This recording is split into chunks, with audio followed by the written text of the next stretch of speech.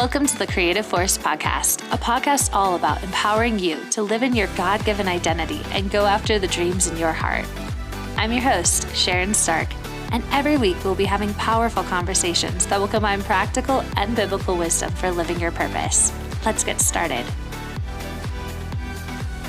Hello, and welcome to the Creative Force Podcast. I'm here today with Carly Day. Carly is a licensed makeup artist here in Colorado. Welcome to the show, Carly. Can you share with the audience a little bit more about yourself? Of course, yes. Thank you so much for having me. My name is Carly. I live in Colorado Springs. My husband and I have lived here for 4.5 years. We were in Denver previously, and that's kind of where I got established in my makeup business and stuff, but definitely felt called back to Colorado when I was 19, just because I absolutely love the mountains, and Colorado is Loveland, Colorado is where I was born. And so coming back felt like the right decision. And so that's where I met my husband, in Denver. And then we moved to the Springs 4.5 years ago to get closer to family. So we have 4 kiddos now, ages Awesome. 10, 8, 6, and 2. And yeah, I'm a mostly stay-at-home mom, but I also get the privilege of having my own little side business as a makeup artist, which I didn't plan for, but God gave me. So a little work on the side and mostly work at home with my kids. That is awesome. And you mentioned like God gave you this business. So can you kind of share the story of how you got started as a makeup artist? Yes. So at 19, I had been through 2 years of college, which my first passion and I thought was going to be my career was ballerina. So I gave kind of my whole youth to ballet and really thought, principal ballerina Yeah. was my goal. And I mean, long story short, there just burnout and a lot of pressures, that kind of got to me. And so I thought after quitting ballet, what does a person do? You go to college, you get a degree. And so I enrolled myself in college and was there for 2 years, but I felt pretty directionless. Yeah. And I was also paying for school, so it felt, like pressure there. And my mom was the one who suggested, while you're figuring out what it is that you want to do, she really suggested that I pursue something that I enjoyed and that, success would follow. And so I really am grateful for those words because it just, it kind of gave me the focus and the freedom to just ask myself what it is that I enjoy. And so Yeah. I started working in retail cosmetics at night. Well, I guess I was between 19 and 20 because that's when I moved to Colorado.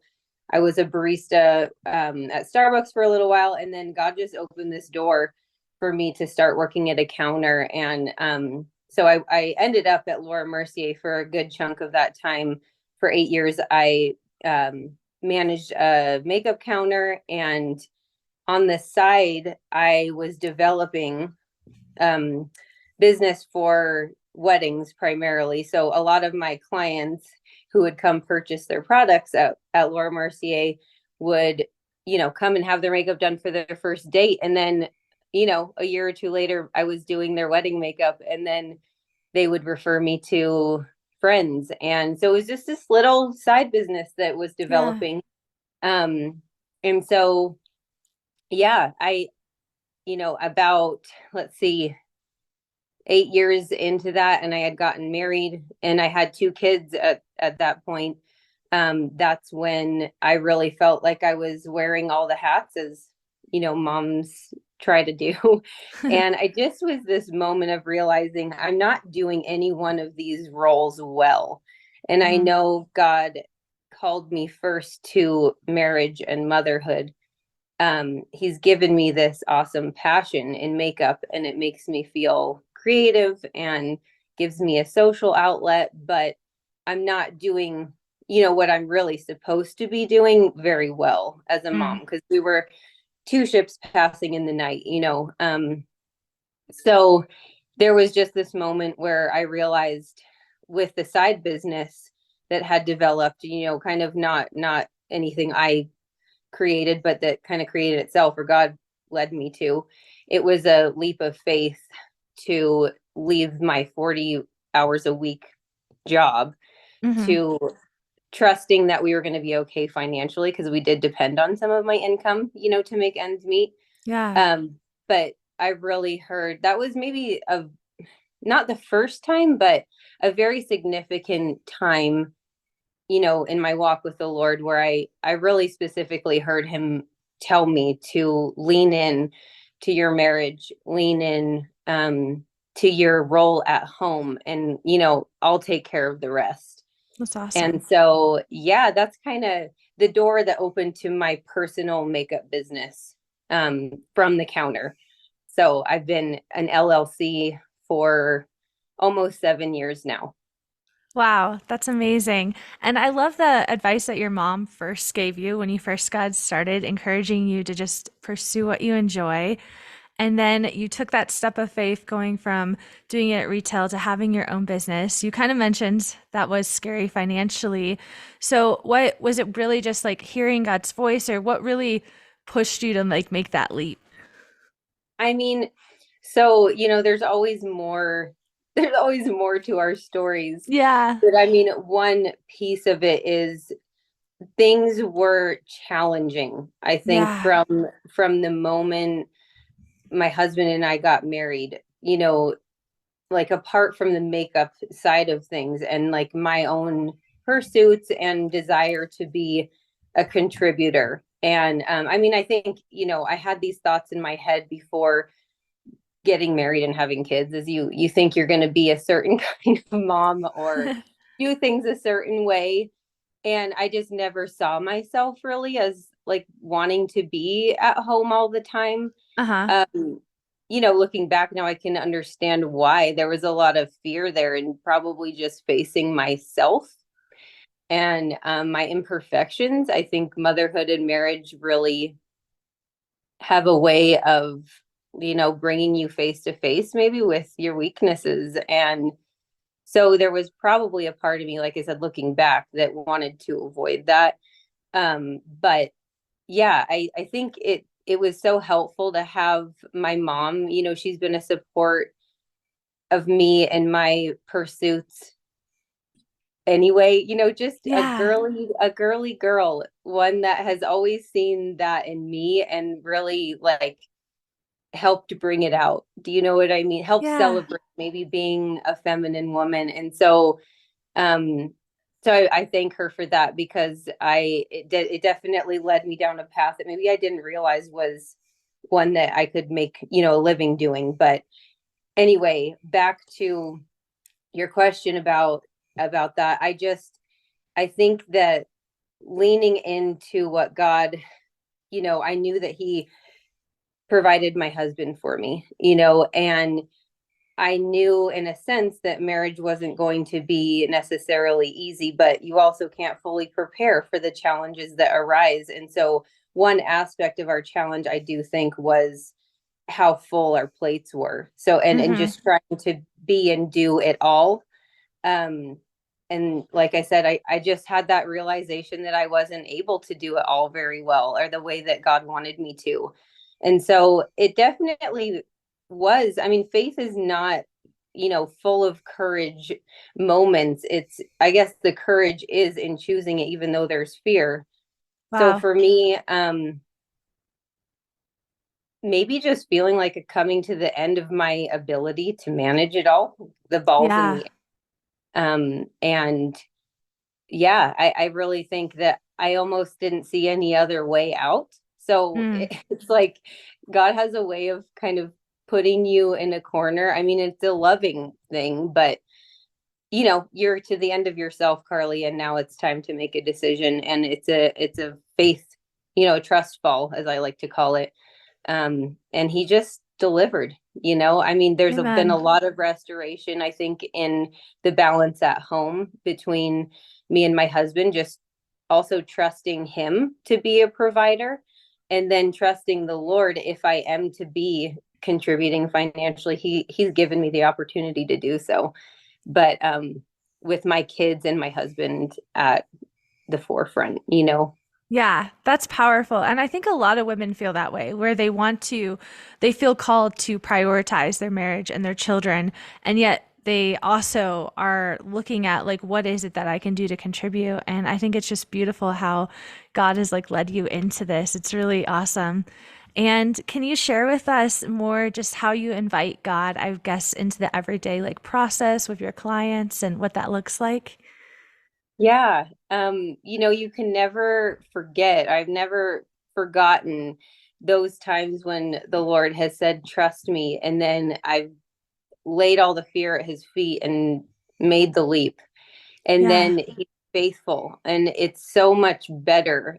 You know, like our life is so much better than I was trying to plan for it to be before that trust fall. And so I think you look to those big moments, you know, where Hmm. you trusted him. Um, you want more of that, you know, and so it's like an encouragement in your own walk, but also in walking alongside others to go, it's worth it to trust Jesus, you know, Yeah. it's worth it to make that transition. So yeah, so I mean, and that is such a process to, you know, with the Lord and your personal relationship with him. um I feel like a very simple but super powerful way to invite him in is through prayer. um Specifically now with my clients, um I I try to take the time when I'm driving to a wedding to bring them before the Lord, you know, whether they're a believer or not, but just to pray for them by name, and also to ask the Lord to be my hands and feet because, Wow. you know, in the Bible, and I think two different places in Colossians and Corinthians, it says that whatever we're doing, we can do it for the glory of God. And that Amen. applies to makeup, you know, it applies Yeah. to cleaning toilets or making, you know, the thousandth dinner. It's not just my business, you know, but whatever we're doing, that subtle mind shift. And I think for me, a lot, my prayer life correlates to how much I'm trusting God. So when I don't really feel like giving him the things, you know, or I still want the outcome to be a certain thing, I'm not ready yet, you know. Anyway, my prayer life is definitely tied to how much I'm trusting the Lord. And um, it's an act of faith to bring whatever it is that I need help with, which is everything all the time, right? But to humble myself and say, you know, I need you in this. And I also don't just want my day at work, you know, putting makeup on people to be superficial. I want each person, you know, that I touch to know that I care for them and, you know, that, yeah, that even putting lipstick and eyeshadow on somebody as they're getting ready for their wedding, you know, that can be an act unto the Lord. That's And so really, yeah, powerful. That's awesome. it sounds simple, yeah. And I think it's also a discipline to pray, you know, because I'm not going to sit here and say it's something I'm really like good at. It's often for me something I resist, but I don't know. It's just been really sweet in the last few years in Colorado Springs to, it's like to use that time in the car when I'm alone, you know, to invite him in. I So love that. Yeah, that's awesome. And I love that verse too. Like whatever we do, do it for the glory of God. And you said like you get to be the hands and feet of Jesus and literally you're using your hands to apply makeup to people. And that's like yeah, really such a powerful visualization. That's awesome. yeah, it does. It feels like a privilege to do it, you know. And again, I think in the beauty industry, it could be one of those slippery slope things, you know, where it's like, as Yeah. a Christian, can I do makeup and is this godly, you know? And but I do think it all boils back down always to our heart, you know, and why underneath it all. Am I doing this? And I was thinking about this morning, like Mm. who and what am I doing this for? And whatever the this is, whether it's my, you know, my day to be at home with the kids all day, am I working you know, for my blessing or from my blessing, Oh, and those subtle heart changes where God is just reminding us, like, I have you in every little detail. And it is a step by step through our day. But yeah, what a subtle, small, but significant shift in even our thinking, which then affects, how our thoughts affect how we speak to ourselves and others, and then our actions as well. So it's been a pretty powerful, simple daily practice, when I'm willing to humble myself to invite him in. And yeah, truly feels like a privilege, like you were saying, to hold someone's face in my hand and just like know that God gave me this, you know, form of art to express myself, but also just to hold someone precious, in my hands. yeah. And it's pretty cool because you do special events and you do also a lot of weddings. So you're doing makeup on women on their wedding day, which is that's a special event. So I guess like, what have you seen in those moments, like being with those women? Like, what has God like kind of shown you? And like, how do you want those women to feel like when you're doing their makeup? It feels so sacred and intimate to be a part of getting ready. Like, Mm, maybe even just reflecting on my own wedding day, but also, I get to do it so regularly. Um, like how cool that it's like otherwise only one day in your life, but I get to sit in on that. And yeah.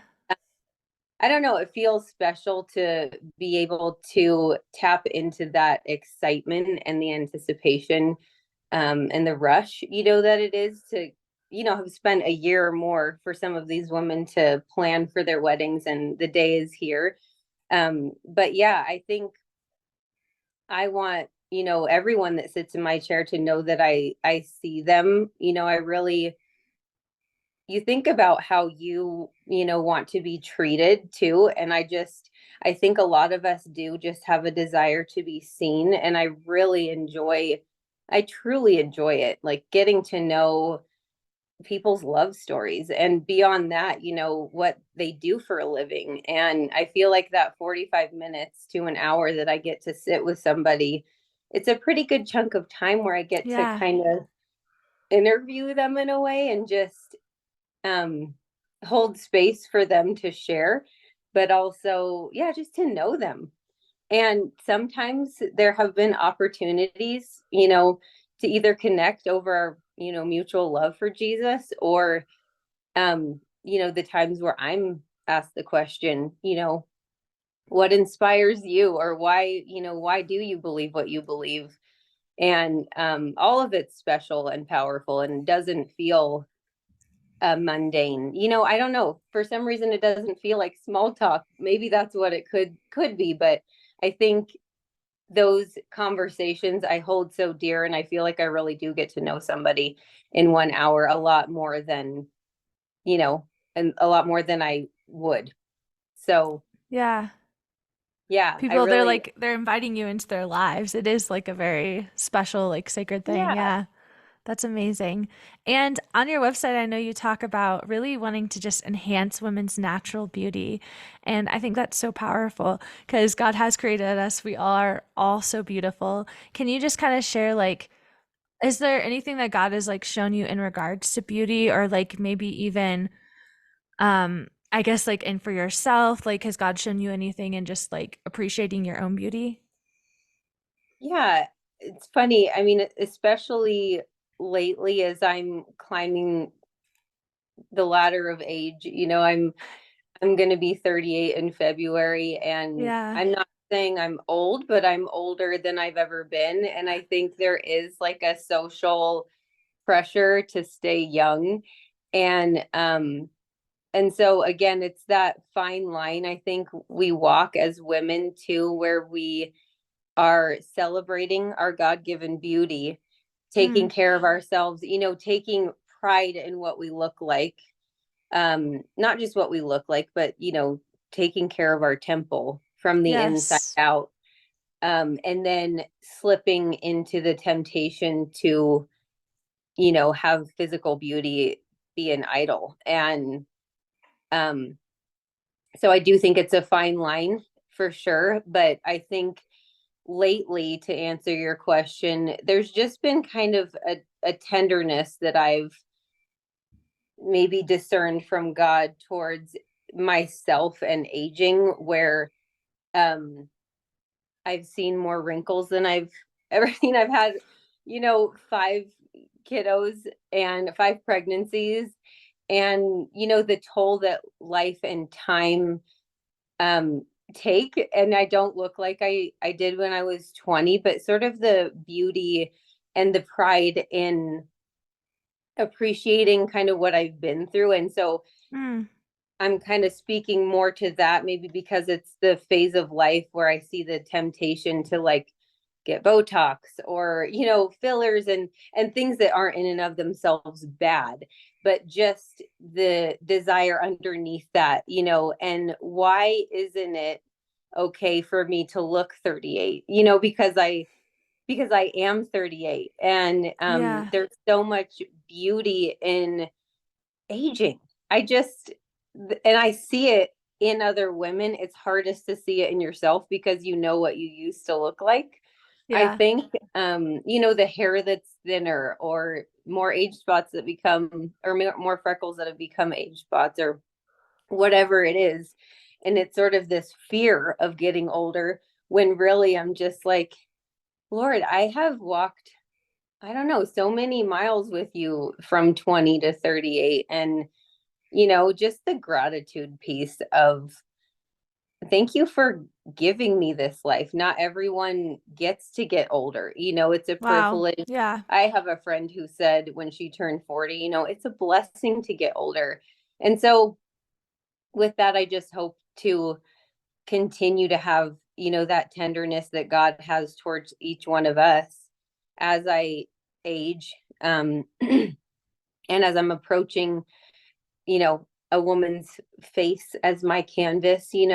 This is a unique face that God designed, that I'm not trying to cover up or conceal, or, pretend that it's not, for example, aging.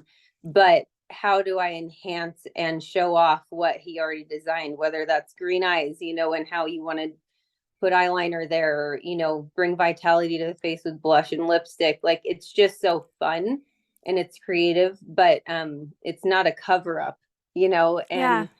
and to maybe subtly, fight that social pressure that says we have to look young forever, because we're not. It's a, Yeah.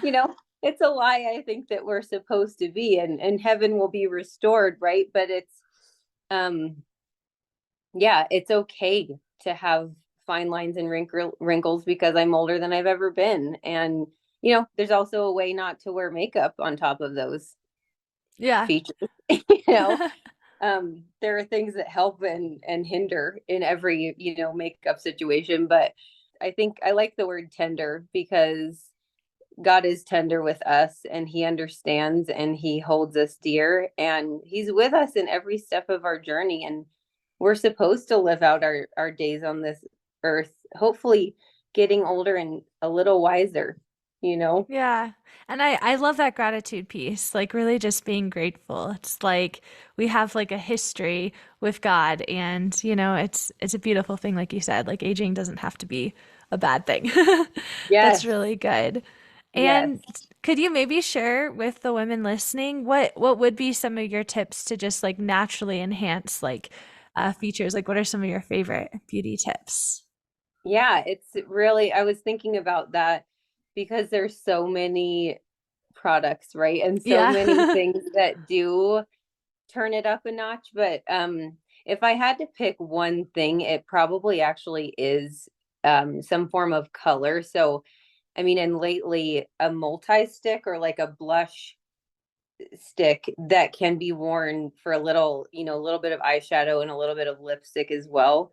One brand that makes a really cool multi-stick is Ilia, and that's sort of, I don't know, hot brand right now, because it's more natural ingredients. But they have I actually love their mascara too, but they have these little mini travel size as well as full size like sticks that you can just pop on for cheek color. And then you can triple it as lips and a little bit of eye. And so, love that because I think that women usually will pick something like, mascara because it opens up the eye. And that is so true. Makes us feel less tired. But there's something about color, I think, in the face, especially in the winter. But Yeah. regardless, if you were to pose for a picture right then, if you have a little bit on your cheeks and your lip, it goes a lot further, I think, than most other makeup tricks or steps you can take. Another brand is Bobbi Brown. She used to be involved with her line and then sold that off. I think it's owned by Estee Lauder now, but she started another brand called Jones Road. And I have had several clients now bring with them to like a tutorial or something, these pots. So I don't own one yet, but it's the same idea of the multi-stick where it's like a cream pot of color in, shades ranging from more brown nude to pink and coral. And it's that pot that you can just rub in and just, gives you a little glow and a little bit of a lift. So I'd have to say that would be my favorite beauty tip. I think people underestimate the power of cheek color, and maybe it was like the 70s, like brown cheeks, or the two rouge dots, Yeah.